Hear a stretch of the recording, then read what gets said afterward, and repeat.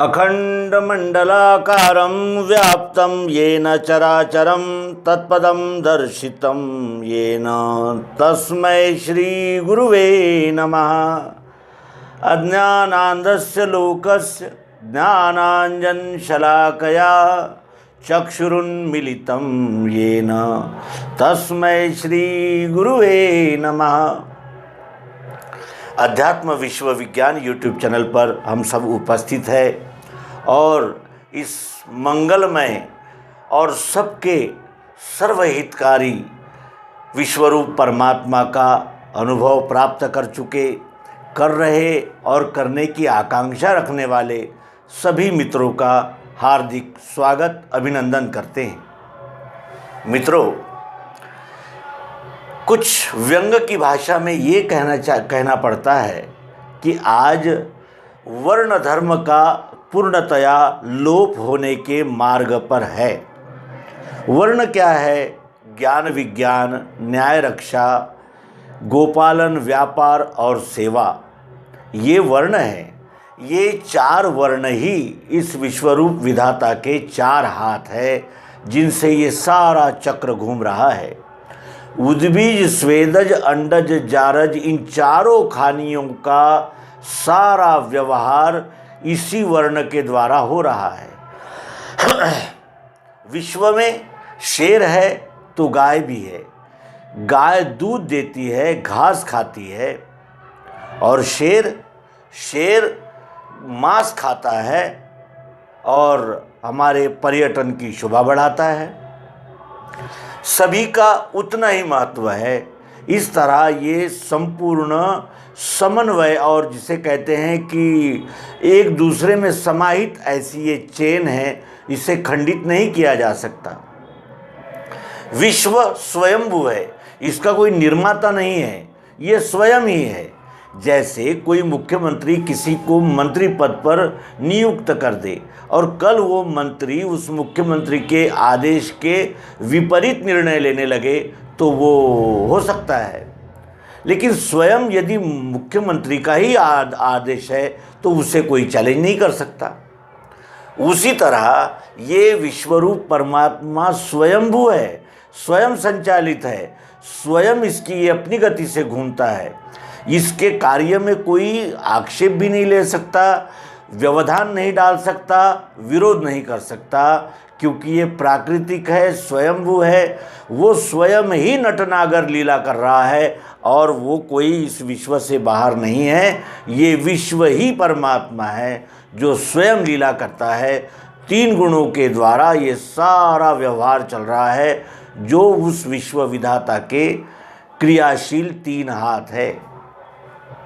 ये स्वयंभू है, ये चल रहा है, और इसमें जो विपरीत या मलिन विकारों का दृष्टिगोचर होता है वही वर्ण संकर है, और वर्ण संकरों को अधोगति मिलती है। ऐसा हमारा अध्यात्म विज्ञान, हमारा भारतीय तत्वज्ञान, श्रीमद् भगवद गीता, वेद, उपनिषद आदि ग्रंथ सीने पर हाथ रखकर कहते हैं कि वर्ण संकर को अधोगति प्राप्त होती है और वर्ण धर्म का पालन करने वाले को स्थायी शांति, समाधान, सिद्धि, आनंद मिलता है, प्रसन्नता मिलती है, और अंत में वो सात्विकतापूर्वक अपने यथोचित कार्य को करता हुआ मोक्ष को प्राप्त करता है, अर्थात व्यष्टि भाव से छूट जाता है।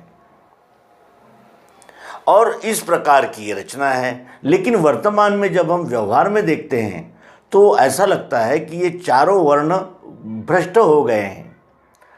केवल अपनी जातियों को ही उन्होंने वर्ण मान लिया है और वर्ण कर्म करते समय वे अपने वर्ण धर्म का यथोचित पालन कर रहे हैं, ऐसा नहीं दिखता। और करना तो पड़ता ही है। ये चार ही विभाग है, इनसे बाहर पांचवा विभाग है ही नहीं। ज्ञान विज्ञान, न्याय रक्षा, व्यापार, उद्योग और ज्ञान विज्ञान देना जिनकी जिम्मेदारी थी, वो केवल अपना खजाना जमा करने में ही गुजारता मान रहे हैं। मैं ज्ञान विज्ञान लिया है तो मेरा दायित्व है कि मैं समाज को सुलभ पद्धति से और शोषण की भावना न रखते हुए वो ज्ञान विज्ञान यानी जन जन तक पहुंचाऊं, ये भावना न रखकर उस ज्ञान विज्ञान का ही व्यापार करके अधिक से अधिक कमाऊं, ये भूमिका तैयार हो गई, जिससे कि कौशल्य का विकास भी नहीं हुआ और वो कौशल्य भी धनाढ़ और जिसे कहते हैं कि स्वयं पूर्ण व्यक्तियों तक ही जा सका। वो नीचे जिन्हें उसकी आवश्यकता थी वहाँ तक वो नहीं गया। अपने वर्ण कर्म से ब्राह्मण ने प्रताड़ना की और ज्ञान विज्ञान को सुलभ और सार्वभौम करने में अपनी भूमिका नहीं निभाई और उसने पक्षपात भेदभाव का सहारा लिया। आज ज्ञान विज्ञान प्राप्त करने के लिए यदि 10 लाख रुपए की रिश्वत देनी पड़ती है तो वो डॉक्टर बनने के बाद अवश्य ही 20 लाख कमाना चाहेगा, ये निश्चित। और जिनके पास 20 लाख है ऐसे ही लोग उपचार कर पाएंगे और झुग्गी झोपड़ियों में रहने वाले जो सामान्य वर्ग है, जिसके आगे राजतंत्र चरणों में झुकता है मतदान के लिए, वो वंचित रह जाते हैं। फिर क्षत्रिय है, क्षत्रिय का काम न्याय रक्षा का है। अब तो ये कहने का समय आ गया है कि 2 डिपार्टमेंट बनाए जाए, एक ज़मानत का डिपार्टमेंट हो जहाँ कुछ रकम जमा करके सबको ज़मानत दी जाए और दूसरी ओर वो मुंशियों के लिए एक विशिष्ट दान पेटी उस न्यायालय के सामने रखी जाए, जिससे आने वाला व्यक्ति उसमें 100-200 उसके बाल बच्चों के लिए एक्स्ट्रा छोड़ दे।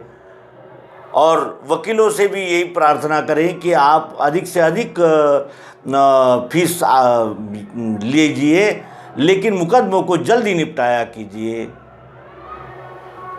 ये समय आ रहा है, ये ऐसा व्यंग्यपूर्वक कहा जा रहा है, इसमें कोई स्वतंत्रता की अभिव्यक्ति है ही।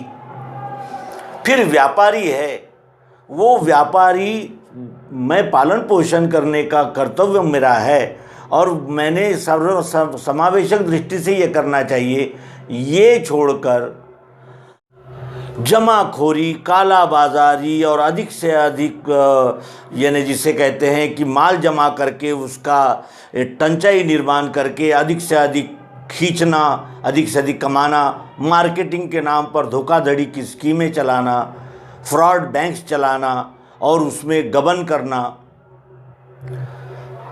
ये कार्य शुरू हो गया।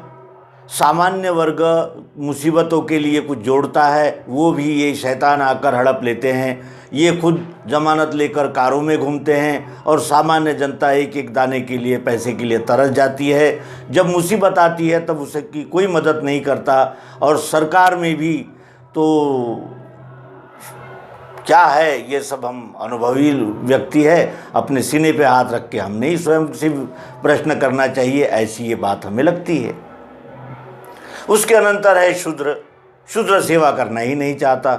शूद्र चाहता है कि जो मेरा हक है वो तो मुझे मिले ही, लेकिन मुझे ऊपर से भी कुछ इनकम हो जाए तो मैं फिर कम काम करूँ और अधिक से अधिक कमा लूँ। रिश्वतखोरी, भ्रष्टाचार जगह जगह, और इससे जो निष्ठा संविधान पर रहनी चाहिए वो संविधान एक खिलौना बनता चला जा रहा है। उसके साथ चालबाज और शक्ति संपन्न लोग खेलते रहते हैं, बरसों हो जाते और आरोप लगे रहते हैं और वो उन भ्रष्ट कार्य करते हुए जो उसने जमा किया है उसी को वो कुछ प्रमाण में रिश्वत में बांटकर गवाहों को खरीदता है और प्रमाणों को बदलने की कोशिश में लग जाता है। कहने का आशय यह है कि चातुर्वर्ण्यम मया सृष्टम गुण कर्म विभागशः, ये सत्य है, ये अकाट्य सत्य है। लेकिन यदि हमारी नियत ही नहीं है तो जो भक्ति हो सकती थी वही हमारे बंधन का कारण बनता है, आसक्ति निर्माण होती है और हम ये आसक्ति में फंसा हुआ जीव इस आसक्ति में मोहजाल से बाहर आ ही नहीं सकता, क्योंकि ये तो ऐसा है जितना यानी हम जोड़ना चाहेंगे उतना जुड़ता चला जाता है और अपना वास्तविक स्वरूप जानने की दिशा में हमारी प्रगति समाप्त हो जाती है। और शरीर का रूपांतरण ये अवश्यंभावी प्राकृतिक घटना है। और फिर पछताए बहुत क्या जब चिड़िया चुग गई खेत। ऐसी हमारी परिस्थिति हो जाती है। और ये चारों वर्णों का ही कार्य है। ये वर्ण संकर हो गया है। ये चारों वर्ण बहुतांश रीति से वर्ण संकर हो गए हैं। ये केवल अपने आप के लिए ही करना चाहते हैं। और यही वो समय है, इसी को धर्मग्लानि कहते हैं। और धर्मग्लानि को हटाने के लिए ही ये अध्यात्म विज्ञान का सूर्य उदय हुआ है। और ये कोई नया नहीं है, ये परंपरा प्राप्त है। इसकी परंपरा चली आ रही है। इस परंपरा प्राप्त ज्ञान को ही भगवान श्री कृष्ण जी ने अर्जुन को दिया, जो हमें श्रीमद् भगवद गीतोपनिषद के नाम से उपलब्ध है। और श्री मायानंद जी चैतन्य, इन्होंने सर्वांग योग के द्वारा गीता को जानने की मशीन दी है, युक्ति दी है, जिससे हमें गीता का बोध हो सके। श्रीमद् भगवद गीता के टीकाकार भाष्यकारों से इस मंच से हम प्रार्थना करते हैं कि वे सर्वांग योग को प्राप्त करें और फिर श्रीमद् भगवद गीता का यथोचित यथाशक्ति प्रचार प्रसार करें, जो सार्थक हो सकता है। तो अपने मित्रों से ये स्वानंद संबोधन यहाँ समाप्त करते हैं। और कलयुग है ये, इसके लिए गोस्वामी तुलसीदास जी ने भी कहा है कि वर्ण संकर भय सब लोग। और ये सत्य है। और इस परिस्थिति को बदलने के लिए ही और सतयुग का उषक काल लाने के लिए ही अवतार श्री मायानंद जी चैतन्य, इनका आविर्भाव हुआ। और हम सब इस विद्या को अधिक से अधिक प्रचारित प्रसारित करें। ये सर्वोच्च मानवीय सेवा है। इसका पुनरुच्चार करते हुए इस अंक को विराम देंगे। नर्मदे हर सद्गुरु भगवान की जय। विश्वरूप परमात्मा की जय। ओम शांति शांति।